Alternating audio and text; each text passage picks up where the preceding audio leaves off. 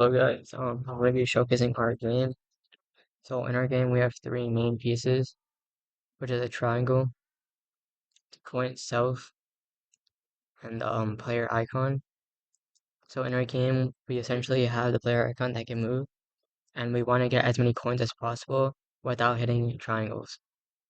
So I'm going to run the code and show you what it looks like. Okay, so for our movement, we're going to be using the arrow keys. So the left and right arrow rotate the player, and the up and down arrow move the player. So we can also adjust the speed. Well, I'm just making it slow right now to show you guys what it looks like. So if we hit the coin, we do get an increase in time as well as 5 points. So just to show it again,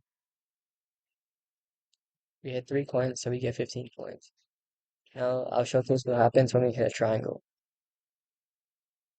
So what happens when we hit a triangle is that we lose 50 seconds on the timer, or 50 milliseconds.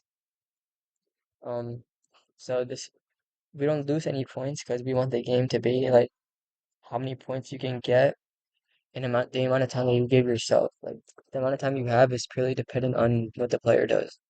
So if you keep hitting all the coins and not the triangles, you'll surely give yourself a lot of time to get as many coins as possible.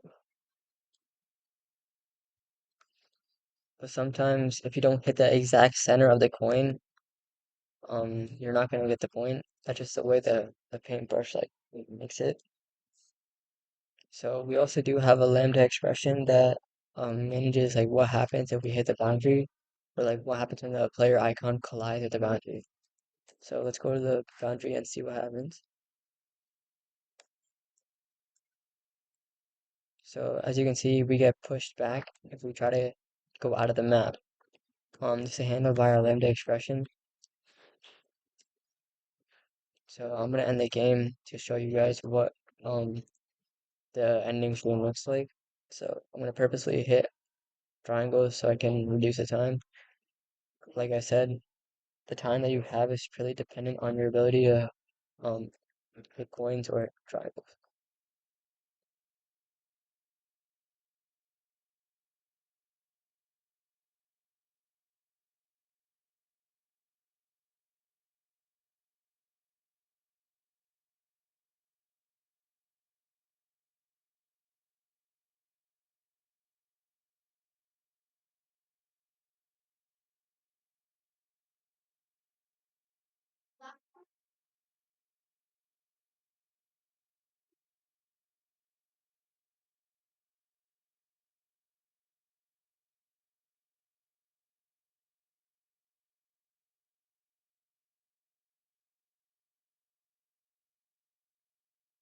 Almost there.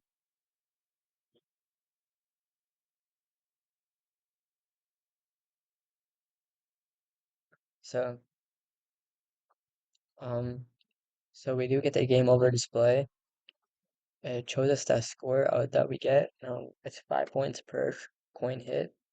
So we do have 6 coins collected, as you can see. And then multiply it by, you get 30. And then triangles hit is 10.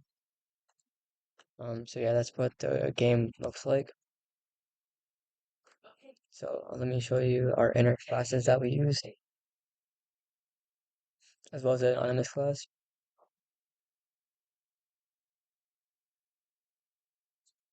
Alright, so this is an anonymous class for the game timer.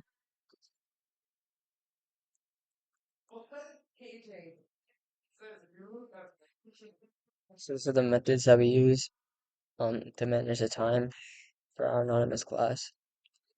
We have the tick that reduces time. This one shows us time remaining. This is add time. This is reduce time, and then time up. I'll show you our inner classes now. This is our first one, just score manager. This manages our score based on what the coins we hit, like the coins that we collected. So our next one, which is game stats. This one shows at the end like how many coins we collected, how many triangles we collected, or triangles we hit. and then it displays our stats at the end.